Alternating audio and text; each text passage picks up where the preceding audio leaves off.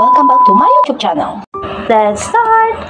Gagawa tayo ng filling. May 5 cups coconut juice, 1 cup white sugar, 1 can evaporated milk, at naglagay din ako ng 1 can condensed milk, any brand. Nagtira ako konti para pang varnish.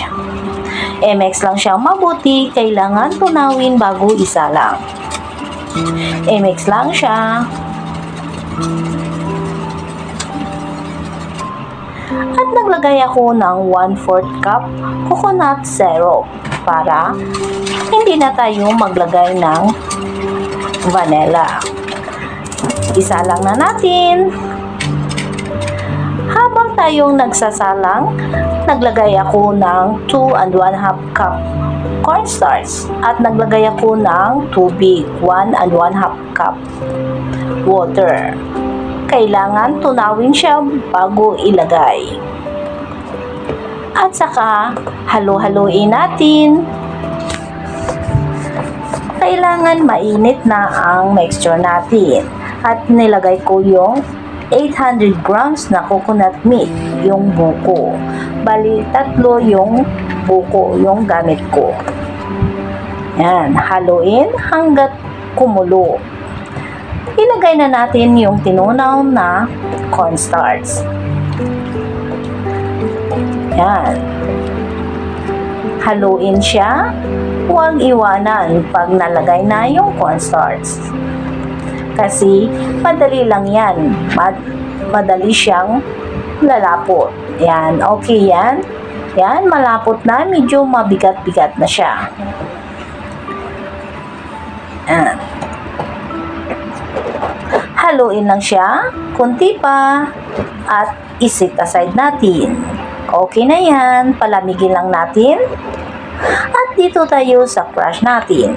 1 kilo ang gamit ko na all-purpose flour at naglagay lang ako ng 1 teaspoon na salt, 1/2 cup white sugar. I-mix lang siyang mabuti. I-mix lang siyang mabuti at naglagay din ako ng 1 cup unsalted butter, any brand. Yan. I-mix lang sila. Gamit lang kayo ng tinidor. I-mix lang siyang mabuti. Yung parang nagpulburon siya. Yung, yan, ganyan. Pag gusto ninyo kamayin, maghugas muna ng kamay bago kamayin. Yan, pero gamit ko muna yung tinidor para maganda. Yan, kailangan maghugas ng kamay. Kamayin natin. Kasi mahirap talaga magmasa na may gloves. Dumidikit. Dumidikit pag may gloves. Yan. At naglagay din ako ng 1 cup and 1/4 cup na water. Cold water ang gamit ko. Dahan-dahan lang siya sa paglagay. Dahan-dahan, huwag ibiglain. Yan. Hindi bali yung maghabol kayo ng tubig. Basta wag mabigla yung tubig kasi hindi pare-pareho yung flour natin. Yan, magkamay natin, masahin natin para maganda. Mabuo siya kaagad. Yan. Masahin lang. Pag medyo ma-dry, dagdag lang kayo ng tubig, padahan-dahan. Cold water ang gamit ko para maganda. Yan. Kailangan masahin siya mabuti. At saka, kung kailangan ninyo yung tubig, dagdag lang kayo kunti. Kunti lang. Huwag ninyong biglain kasi mahirapan kayo sa paghabol.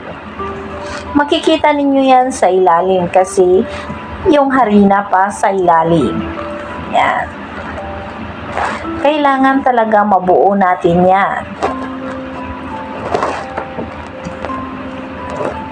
Kaya, kita ninyo guys, yan. Kunti-kunti ako maglagay. Kunti-kunti lang yung paglagay. Huwag biglain. Yan, buo na siya. Yan, takpan lang natin. I-rest natin ng 15 minutes lang para mag-absorb lang ang butter. Ito na, ready to bake. Hindi ko lang napakita sa inyo ang naglakang cellphone ko. Nag-preheat lang ako ng oven ko is 160 Celsius. Kin-bake ko siya sa 45 to 1 hour. Yan. Okay na, yan ang pang-negosyo na kukumay, pang-negosyo. Yung bago lang sa akin, please subscribe my channel. Thank you for watching.